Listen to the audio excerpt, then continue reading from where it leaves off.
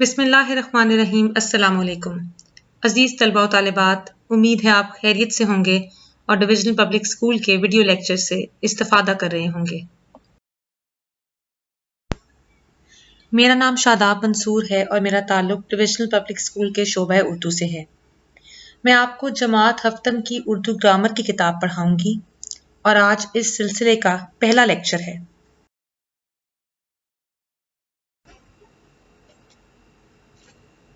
پیارے بچوں، سبق کو اچھی طرح سمجھنے کے لیے یہ ضروری ہے کہ آپ سب کے پاس فن قواعد و انشاء کی 7ویں جماعت کی یہ کتاب موجود ہو۔ میں امید کرتی ہوں کہ آپ سب کے پاس یہ کتاب موجود ہے۔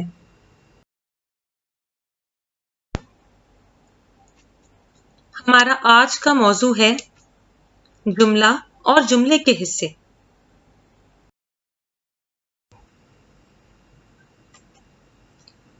سبق کو پڑھانے سے پہلے چند ضروری ہدایات آپ کے سامنے ہیں۔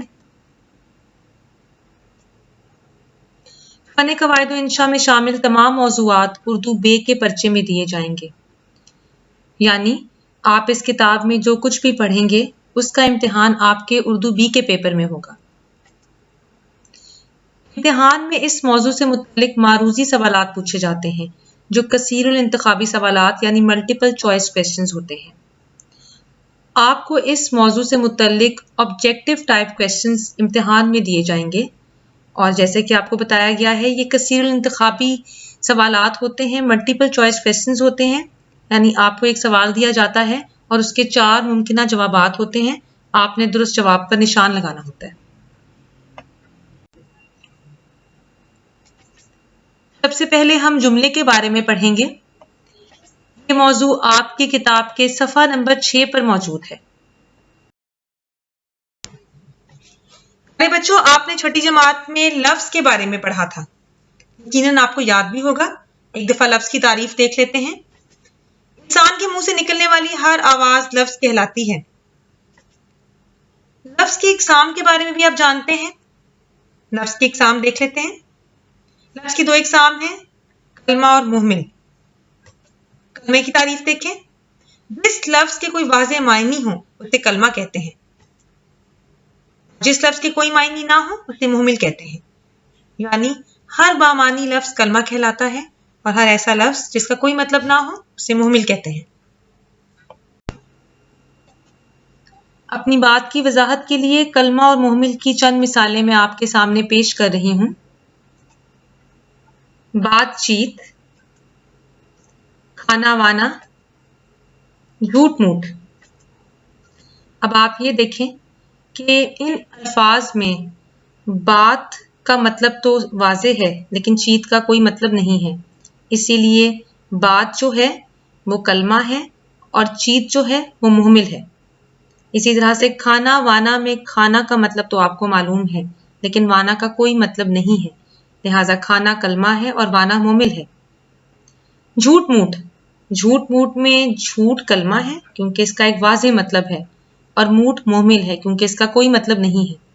عزیز طلبہ، ایک بات یاد رکھیں کہ جملے میں مہمل ہمیشہ کلمے کے ساتھ استعمال ہوتا ہے اور مہمل کلمے کے بغیر جملے میں استعمال نہیں ہو سکتا، یہ بات آپ ہمیشہ یاد رکھیں۔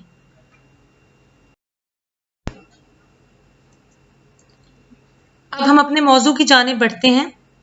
آپ نے لفظ کی تعریف اور کلمہ اور مہمل کی تعریف تو دہرا لی ہے، اب آپ یہ دیکھیں گے کہ جملہ کیسے بنتا ہے۔ لفظ آپس میں مل کر جملہ بناتے ہیں، یعنی الفاظ کا مجموعہ جو ہے اسے جملہ کہتے ہیں۔ اگر الفاظ مل کر معنی دیں تو الفاظ کا ایسا مجموعہ جملہ کہلائے گا، یعنی الفاظ کے ہر مجموعے کو ہم جملہ نہیں کہہ سکتے، صرف ایسا مجموعہ جملہ کہلاتا ہے جس کے کوئی باقاعدہ معنی ہو۔ اگر الفاظ مل کر معنی نہ دیں تو الفاظ کا ایسا مجموعہ جملہ نہیں کہلائے گا۔ جملے کی تعریف ہم یوں بھی کر سکتے ہیں کہ الفاظ کے ایسے مسلسل مجموعے کو جملہ کہتے ہیں جس سے سننے والا بات کو پوری طرح سمجھ لے، یعنی الفاظ کا ایسا مجموعہ جس کا کوئی واضح مطلب ہو اور سننے والا اس بات کے مطلب کو جان لے تو ایسا مجموعہ جو ہے وہ جملہ کہلائے گا۔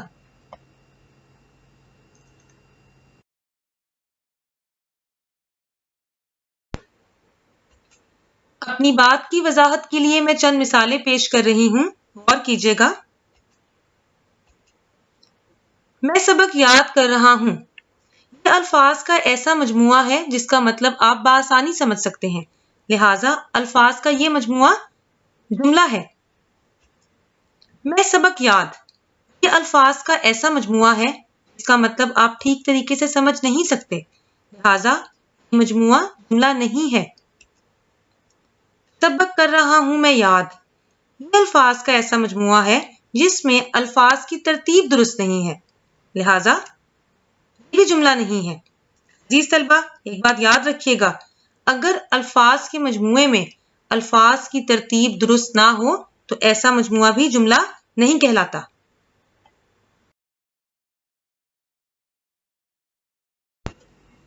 جملوں کی چند مثالیں آپ کے سامنے ہیں۔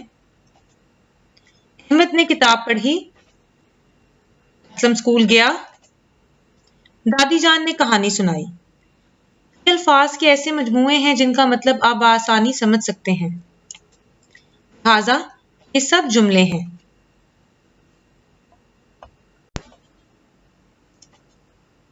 پیارے بچوں، آپ جملے کے بارے میں اچھی طرح سے جان چکے ہیں۔ اب ہم جملے کے حصوں کے بارے میں پڑھیں گے۔ موضوع آپ کی کتاب کے صفحہ نمبر 7 پر موجود ہے۔ عزیز طلبہ، یاد رکھیے گا جملے کے 2 حصے ہوتے ہیں، ان کے نام ہیں مسند علیہ اور مسند۔ مسند علیہ کی تعریف دیکھیں۔ جملے کا وہ حصہ جو اس شخص، جگہ یا چیز کو ظاہر کرتا ہے جس کے بارے میں بات کی گئی ہو، مسند علیہ کہلاتا ہے۔ مسند کی تعریف دیکھیں۔ جملے کا وہ حصہ ظاہر کرے کہ کسی شخص، چیز یا جگہ کے بارے میں کیا کہا گیا ہے، مسند کہلاتا ہے۔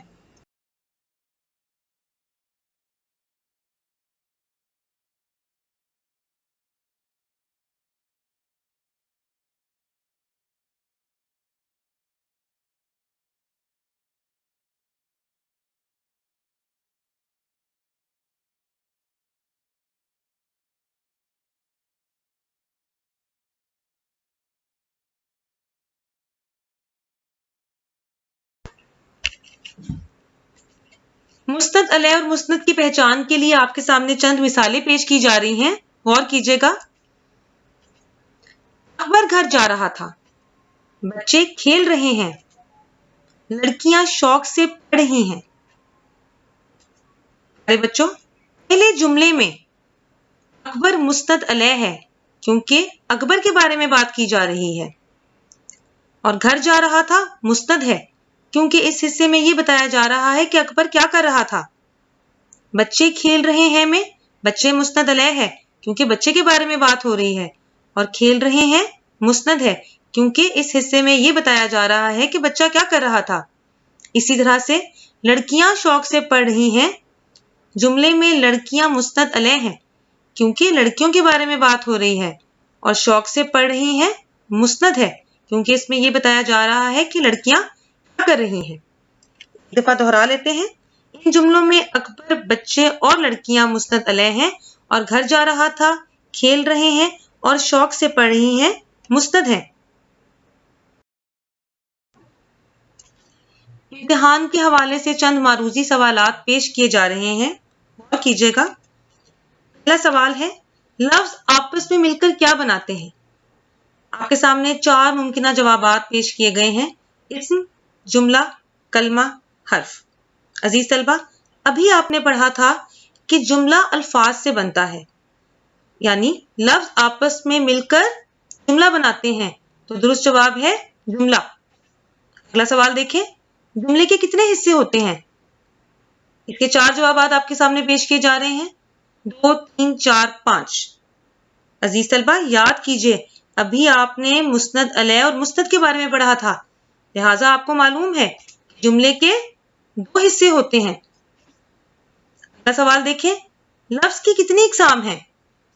اس کے 4 ممکنہ جوابات ہیں، 2، 3، 4، 5۔ پیارے بچوں، ابھی آپ نے کلمہ اور محمل کے بارے میں پڑھا تھا، لہٰذا آپ کو معلوم ہے کہ لفظ کی 2 اقسام ہیں۔ अगला सवाल देखें, बच्चे खेल रहे हैं, इस जुमले में मुस्नद अलैह क्या है? इसके 4 मुमकिन जवाबात आपके सामने हैं। खेल, बच्चे, रहे हैं, खेल रहे हैं। अजीज तलबा, आपको ये बात मालूम है कि जुमले में जिस शख्स, चीज या जगह के बारे में बात की जा रही हो उसे मुस्नद अलैह कहते हैं। लिहाजा इसका दुरुस्त जवाब भी आपको मालूम है। इस जुमले में बच्चे मुस्नद अलैह हैं, क्योंकि इस जुमले में बच्चों के बारे में बात हो रही है कि बच्चे खेल रहे हैं। लिहाजा दुरुस्त जवाब भी आपको मालूम है। अजीज तलबा, मैं उम्मीद करती हूँ कि आप इन मारूजी सवालात की अच्छी तरह से मश्क कर लेंगे।